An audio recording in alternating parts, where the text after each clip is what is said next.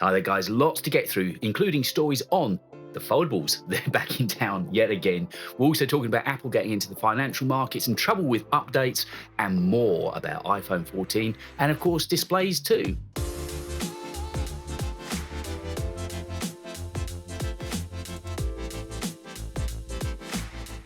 Hey, welcome back to Apple Views with me, David. If you haven't turned on notifications yet, now would be as good a time as any to do it, and maybe drop a like as well if you're enjoying these videos.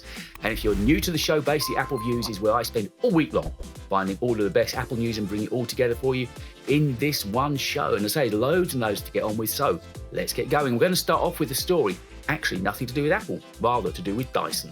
That's right, this week we're starting off with a story about Dyson. James Dyson is a British inventor, one of our finest, right up there with Johnny Ive. And he's famous for his vacuum cleaners and the like, but he's branching out. And right now, he's branching out into noise cancelling and air purifying headphones. I kid you not, I saw this story coming out and thought, is it an April Fool's joke? I don't think it is, because I've seen now that Mark Hess has reported on it on his podcast as well. So we're obviously looking at the same sources. And the idea behind this pair of headphones, which is called Dyson Zone, is you wear this kind of chin thing under, like a mask thing under your chin, and it ramps purified air up into your face. So everyone's thinking, well, is it just because of the pandemic? But Dyson is saying, no, this has been in development for 6 years, nothing to do with the pandemic.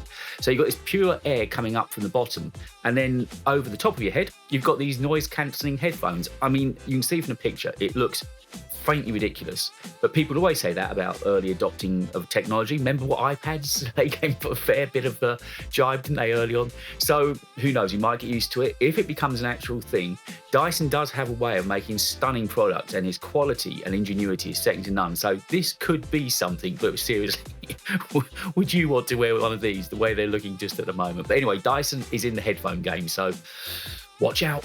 If you're trying to find me on Twitter, it's at DTalkingTech. It's where I spend an awful lot of time. So if you message me there, I'm bound to find you. Now, updates. Let's talk about updates, and in particular, auto updates. Have you got those turned on your iOS devices? I have, and they're pretty good. But I don't know. I tend to be the sort of person that when I get the notification that there's an update there, I go and install it. I've done it just today, in fact, and I'll be talking about that a little bit later on. So I do them as soon as I see the updates are there. I'm always pretty quick onto it. But if you're one of those people that always waits for auto update to do its job, well, have you wondered why it takes 3 or 4 weeks for it to come up? Yeah, see, this is the kind of stuff you get on Apple Views. You don't get it anywhere else. Well, there's an iPhone user, and I'm going to get the name wrong, I'm sure. Matheus Buddha is an iPhone user, and he sent an email and indeed got an answer from the Vice President of Software Engineering. That is Craig Federighi. The one and only Craig Federighi actually answers his email. And he asked that question, why does it take so long for the auto updates to come through? The answer being, basically, people like me, early adopters, are guinea pigs. That's right, we put it on our devices virtually immediately. They wait to get any bugs and see what problems there are with the updates. Then for the auto update, they get all those fixed. So when it rolls out to millions and millions of devices, hopefully most of the bugs have been fixed. So I'm helping you out in more ways than one. Who'd have thought that, eh? And talking of updates, Monterey 12.3.1 was released today. It's got a couple of bug fixes in there, really working on connectivity for both monitors and Bluetooth controllers and gaming devices. You go to system preferences, and if you look in software updates, you'll find it there. Get the job done nice and early. Be a helper, just like me. You know you want to. Loads of great stories still to come on Apple Views. We're going to carry on now talking about iPhone SE. Of course, it was released just a few short weeks ago at peak performance, and well, it was pretty dull then, and it's still pretty dull now. Apple kind of had this arrogant way of thinking we would buy just anything that they released. Well, they've been left with a cold on this one. Looks like demand is way down, way down. Estimates are showing that it's going to be down about 20%, and they're going to be only shipping 15 to 20 million units rather than 25 to 30 million units that they would be shipping. And it's not surprising, but there's a load of influences that are apparently affecting our buying of the phone, apart from it being dull as dishwater, just a bit old.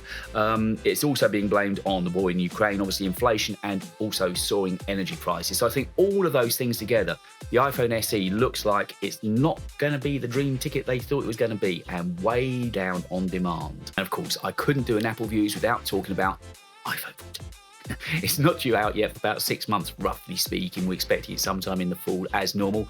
And around about, I think it was about summertime last year, John Prosser came out with some details of what the iPhone 14, we thought at that point, was going to look like. And the schematics he had at the time showed it going back to a design very similar to the iPhone 4, so that the back of the phone was going to be flat. There'd be no camera bump. It would be flush to the body with a thicker battery inside of it.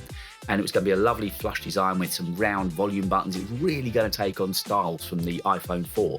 Seems, sadly, that's not going to be the case. Ming-Chi Kuo this week tweeted saying, no, it's going to have a bump and it's going to be bigger than ever. The fact of the matter is that with a reported 48 megapixel camera going inside of it, all of that tech needs to go somewhere, so the bump is not only still going to be there, it's going to be bigger than ever. So if you're hoping for a bump-free phone, not going to happen this year, I'm afraid.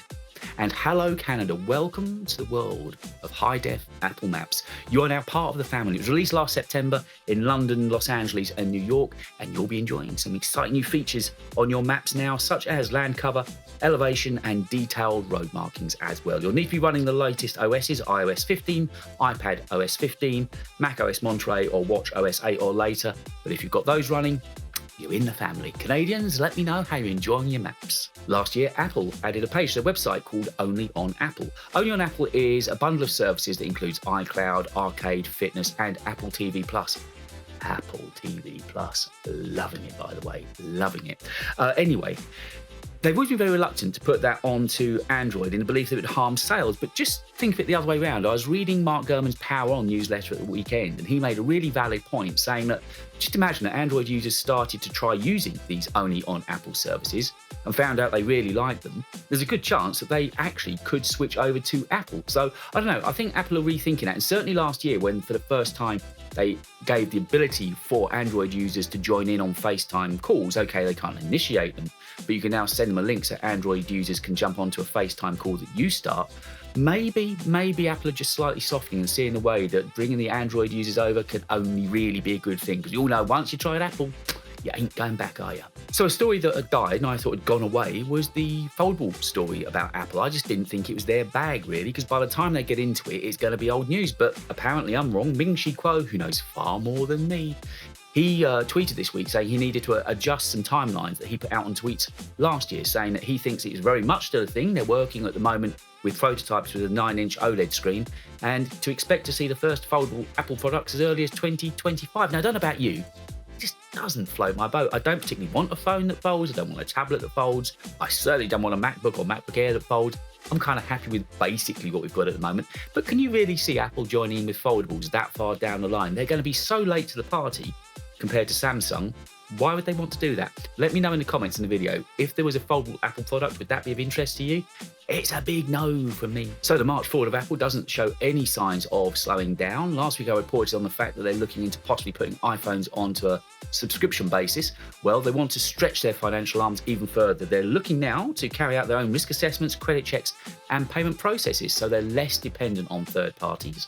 And I can see the benefit of this. So if you go into an Apple store and say you wanted to buy a £9,000 Mac, which I'm sure is coming with the Mac Pro, you could use Apple Finance to go through and process the whole payment. So I can see why they're doing it. It's just another sign that Apple really are trying to bring everything under one roof. So do you remember at the very top of peak performance last month, Tim Cook spoke about the fact that Apple TV Plus was getting into live sports, and their first live sport is going to be baseball. There's been a long-running dispute in baseball between management and players. That's now been put to bed. So a date is in the diary for the first live matches on Apple TV Plus, and it's going to be on April the 8th. The match is going to be between New York Mets and the Washington Nationals. And as long as you've got a device with Apple TV Plus on it, there's no more money to pay. It is part of your subscription. I'm actually really looking forward to that. I don't know a lot about baseball, but I'm looking forward to it. So I've got two more stories to bring you. The first of those is about Apple Watch. In March, there was a new OS release for Apple Watch, and it's 8.5. And since it's been dropped, wearers of Apple Watch 7 have reported some issues on the rapid charging feature. That rapid charging feature means you can charge a watch from 0 to about 80% in 45 minutes. Really useful function, clearly, and the Apple Watch 7 series users love it. But since the update has dropped, apparently that feature's not working. But it seems that it's to do with third-party chargers, not with the genuine manufacturer rapid chargers that you can get from Apple from their website. But if you're having trouble with rapid charging, let me know in the comments below. I'd love to know if you're having any problems with Apple Watch since the release of the OS 8.5. So I've got just one more story for you this week, and it's all to do with displays. There's been some stories going around with people thinking that Apple were going to get back into having a 3-display range. And the thought being that maybe they would take the 24-inch iMac and make that into a standalone panel, much like they did with the Studio display, of course, which is in essence the iMac 27-inch panel. And then people were thinking there'd be a 4K monitor, a 5K monitor, and Mark Gurman reports that they are indeed replacing the Pro XDR panel with a 7K monitor this year. So you have 4K, 5K, 7K, you'd be covering consumer, prosumer, and professional. And of course, it would hark back to the mid-2000s, wouldn't it, when they had 3 displays for sale. I've just ordered my Studio display. I've got to wait a couple of months. There's a long lead time on them, but I've finally got mine ordered. But I think that's about all I've got time for on this week's Apple Views. If there's anything I've missed or you think I should be reporting on, get in touch with me. You can find my email in the show notes, or you can find me over on Twitter @DTalkingTech, and I'd love to report on any stories that you think that I've missed. But it's been lovely having your company this week. Thank you so much for joining me, and I'll be back with more Apple news same time next week.